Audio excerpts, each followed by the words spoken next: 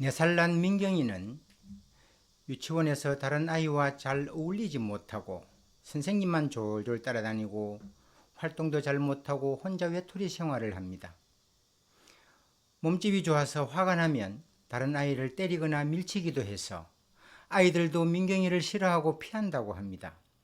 유치원에서 돌아올 시간이 되면 엄마는 또 어떻게 민경이와 힘드는 시간을 보내야 할지 가슴이 답답하고 두렵기까지 하답니다. 초등학교 다니는 민서는 아침마다 학교에 가기 싫다고 합니다. 남자 짝이 반찬을 빼앗아 먹고 침도 뱉고 함부로 밀치기도 해서 싫다는 겁니다. 어머니는 매일 달래서 보내는데 야단을 쳐야 할지 달래야 할지 담임선생님과 상담을 해야 할지 고민입니다.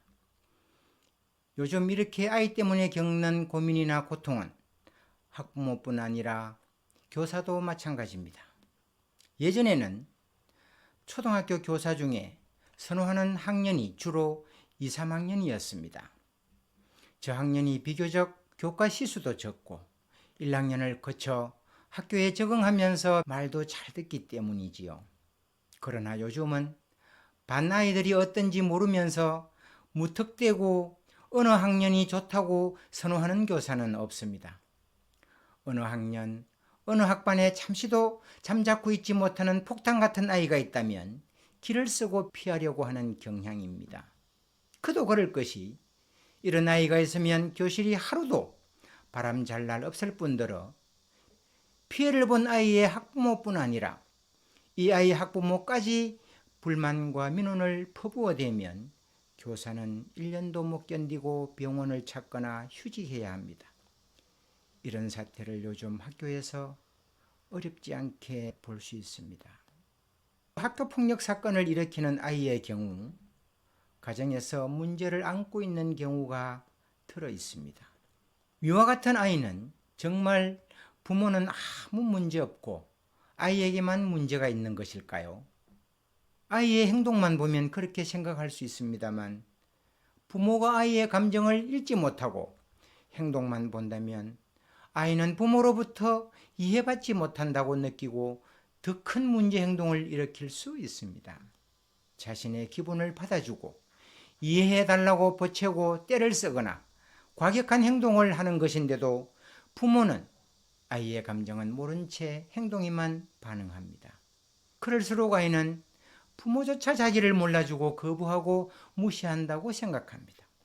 질문을 바꿔서 우리 아이가 왜 이럴까 하고 궁금해하기 전에 과연 나는 부모로서 아이의 감정을 제대로 이해하고 받아주고 있나 하고 스스로에게 물어봐야 합니다. 데니엘 콜먼 박사는 행복과 성공을 다 거머쥔 사람은 지능이 높거나 성적이 우수하거나 부유한 가정이 아니라 정서지능이 높은 사람이라고 했습니다. 아이들이 감정을 만나고 배우는 1차적인 학습의 장은 당연히 가정이지요. 엄마 아빠로부터 사랑을 받아서 행복을 느끼고 배고플 때 짜증내고 기저귀가 축축할 때 불쾌감을 느낍니다. 어떤 감정이든 누군가가 알아주고 적절히 조치를 해주면 낯설지도 불안하지도 않습니다. 그런데 요즘 아이에게는 훌륭한 감정 배움터가 사라졌습니다. 가족 구성원이 단출해졌기 때문이지요. 가족 수가 많으면 그만큼 정서적으로 감정 나눌 기회도 많아집니다. 어릴 때부터 외동이로 한부모와 살아온 아이는 형제가 많거나 조부모와 함께 자란 아이에 비해 다양한 감정적 상황에 처한 경험은 비교가 안 될 정도로 부족합니다. 가족 구성원이 3명 이내면 아이가 겪는 다양한 감정은 종종 방치될 수밖에 없습니다. 자살 충동을 느끼거나 폭력을 휘두르는 등 극단적인 행동을 하는 아이는 대체로 자존감이 매우 낮거나 우울하며 마음의 상처를 많이 받은 경우입니다.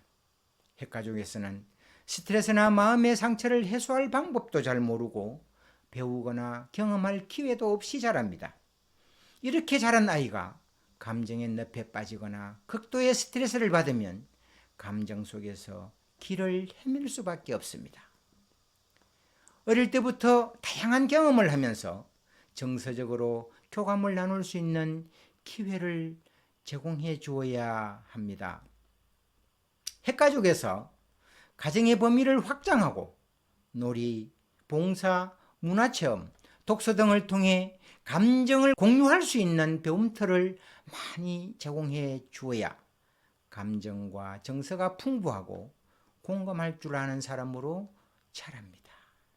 성공과 행복의 기준은 부러운 직장도 넉넉한 재산도 아닌 높은 정서지능으로 교감하고 진정한 행복을 누릴 줄 아느냐 하는 것입니다. 다음 주에 뵙겠습니다.